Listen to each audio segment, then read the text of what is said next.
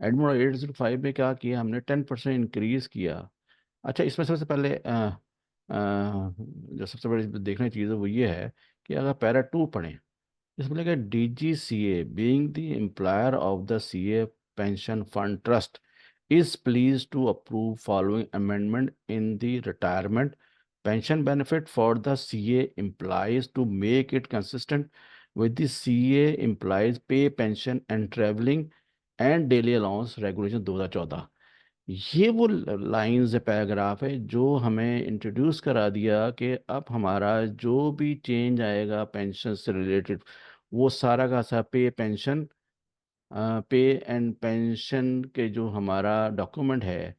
जो रेगुलेशन है, उस पे चलेगा। तो बात सारी आ गई वहीं पहुंच रही है कि आपके रेगुलेशन जो हैं यहाँ से शुरू हो रहे हैं, जिसकी इम्प्लीमेंटेशन के लिए उन्होंने ये पहला लेटर निकाला समैर साहब ने 31 मार्च 2015 को। ऑन इंट्रोडक्शन में और लिखा हुआ है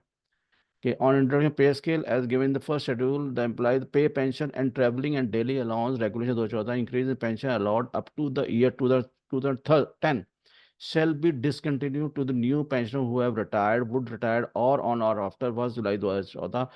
and opt to draw pension under scheme of new pay scale। आप देखिए, मैं जो बार बार कहा था कि आप जरा याद रखिएगा कि जो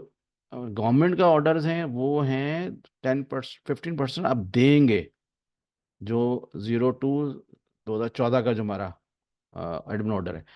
इसमें उन्होंने कहा कि अब हमने अपने इम्प्लीमेंट कर दिया और अब हमने फॉलो करना है वो चीज़ जो हमारे पे पेंशन एंड ट्रैवलिंग और डेली अलाउंस की रेगुलेशन 14 पे है, जो अमेंडेड अब हो गई है, जो लिखा भी था शार्टली। और इसमें देखिए उसने क्या क्या, following shall be also admission to the new pension who would retire, और सीज किया कि 10 से पहले और 10 तक जितने थे वो 15% सीज हो गया, 15 का 11, 20 का 12, 10 का 13। अब देखिए ये बेस डॉक्यूमेंट है हमारा जो, और यहाँ पे आपकी पहली वायलेशन हो गई कि रेगुलेशन का जो हमारा पॉइंट था कि जनाब के जो हम पढ़ रहे थे, क्या पढ़ रहे थे हम पढ़ ये रहे थे कि जनाब कि हमने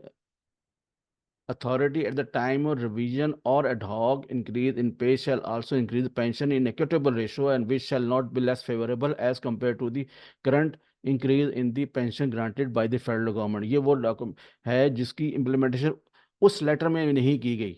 जो पहला डॉक्यूमेंट निकाला गया आफ्टर इम्प्लीमेंटेशन,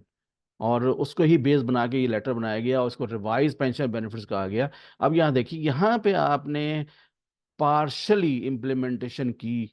अपने रेगुलेशंस की, और यही पॉइंट वहाँ पे डिस्कस भी हुआ कि इन्होंने इसको ट्रू लेटर स्पिरिट के अंदर इम्प्लीमेंट नहीं किया। हम ट्रू लेटर स्पिरिट का, हम तो बिल्कुल ये डॉक्यूमेंट शो कर रहा है कि ट्रू लेटर स्पिरिट पे नहीं किया, क्योंकि हमें 2014 में 1 जुलाई 2014 में हमें इंक्रीज 35% देना था, ना कि हमने जो 10% दिया। Number one. नंबर टू, जो पुराने पेंशनर्स थे जो पीछे से आ रहे हैं 30 जून से तक जो थे, उनको भी जो इंक्रीज 10% नहीं मिलना,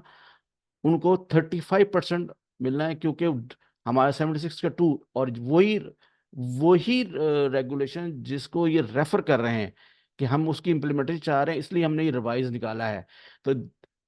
यहाँ तो ये शुरू कर दिया, उन्होंने ऑर्डर निकाल दिया कि अब हमने फॉलो करना है रेगुलेशंस को, और खास तौर पे से मुताबिक पे और pension daily allowance this end date जो आपका नाम है पूरा, उसको हमने फॉलो करना है, पे pension travelling and daily allowance regulation 14। इसका मतलब तो ये हुआ कि हमने यहाँ पे इम्प्लीमेंट शुरू कर दी, फिर बीच में, और वो भी हमने उसको भी हमने पार्शली किया है, और उसको हमने फुल्ली नहीं किया, और यहाँ से आपकी चीज़ें टिल्ट होना शुरू हुई, और इसको किसी ने हाईलाइट नहीं किया। प्लस इसमें एक जो चीज़ पॉइंट है वह बीइंग द एम्प्लॉयर, कि वो अथॉरिटी नहीं थी, ये डिस्कशन और है, क्योंकि मैं, और इसमें ये हुआ है कि मेरा जितना एंटाइटल बनती थी उससे मैं बिलो गया हूँ, उससे कम पेंशन बन रही मेरी, और कम पेंशन दी गई है। तो अब जो बात, अब ये बताइए इस डॉक्यूमेंट के बेस से कि हमारी रिकवरी बनती है या हमें पेमेंट्स बनती हैं, ये तो पूरी की पूरी दोबारा रीडू होगी, इसमें सारी चीजें करनी पड़ेंगी आपको, क्योंकि रेगुलेशन ये कहता है और ये डॉक्यूमेंट इंटैक्ट है, और इसी को बेस बना के पहला डॉक्यूमेंट शुरू किया गया काम। अब इसका सोल्यूशन क्या है?